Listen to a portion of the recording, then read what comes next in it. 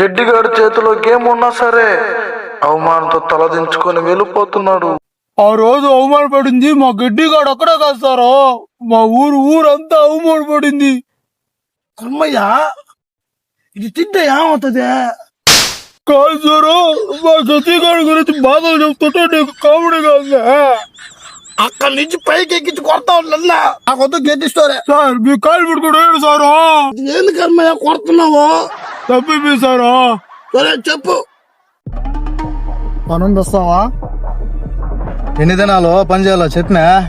4 పిల్లగాలు ఉన్నారు, వాళ్ళ ముడ్డులు గడగాలి. కూలి ఎంత మాత్రం ఇస్తావేంటి? దుబ్బల కింద ముడ్డులు గడిపినా నా కొడుకు, నువ్వు కూలి గురించి మాట్లాడుతున్నావా? గిడ్డి నా కొడక.